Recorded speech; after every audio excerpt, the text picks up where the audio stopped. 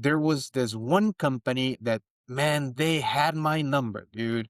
Like every single time they were out of us easily 10% under. Okay. And I'm like, I don't know how to.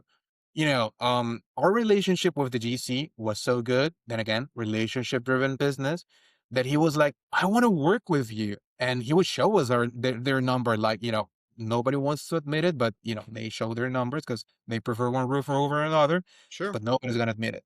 I Yeah. Dad said it was like, I want to work with you. I want to give you this roof, but they're just $100,000 under you. And man, we went at it over all angles, reverse engineer it, first labor, cost plus, Hmm. our original margins, and we just couldn't figure out how they do it. About a year and a half after that, the company went bankrupt. And what were they doing? They hired somebody that they was their lead estimator, and he was submitting all this work. And they signed about 7, 8 contracts that they took from my hands, man. Like literally, I was Yeah. two those, and they had to file bankruptcy. So they The were company. basically probably just doing the work for free, right? They were just washing money because the estimates were just Yes. so far off. They were still doing the work, right? And then they didn't have any profit afterwards, right? Like, is that what happens? Is it like if you go and you say you're going to do the job, you go out and do the job and you lose money on that job, you eat it? Is that how it works?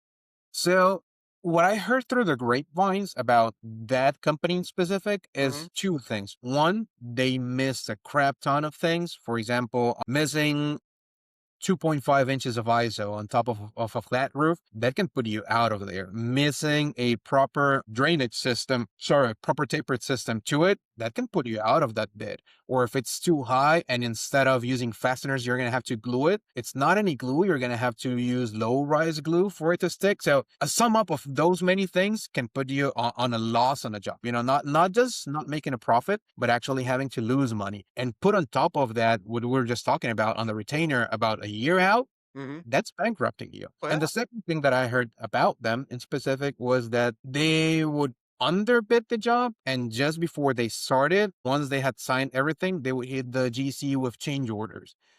And, that's a common thing. I remember one job that we did in San Antonio, a skyrise. Hmm. And by the end of the job, the architects that designed the project, they didn't really consider so many things. And probably we signed the OG contract around 200,000, and we had easily 245 cent change order. So it was almost a $500,000 roof. Crazy. But it's if Nuts. things were missed, during the design process or unforeseen things, it was a re-roof. So there was so much things going around that they didn't really consider. I mean, it's my win. Did they not know? Was it the unknown? Was it the inexperience? Or was it like, I'm just gonna leave it out because I want the job and I'll just race to the bottom? Like, what was it?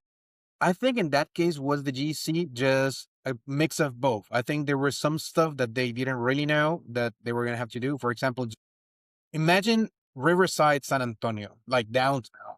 If you're gonna close a road there and put up a crane for a 22, 30 stories high skyrise, that's gonna cut the street for about 1, 2, 3 days. Each day that you cut off that street is 60 grand that you have to pay to the city. Then again, downtown San Antonio, business place in Yeah. town. So a couple of mistakes like that, and you having to close the street 2 or 3 days additional, that's 200,000 bucks. That's crazy. So I think that was the mistake that GC made there and put them over the top on pricing. But then again, also trying to rush it up, like I'm gonna do this as fast as possible because I want to be the first number out there and the lowest number out there. That's not necessarily the right thing to do.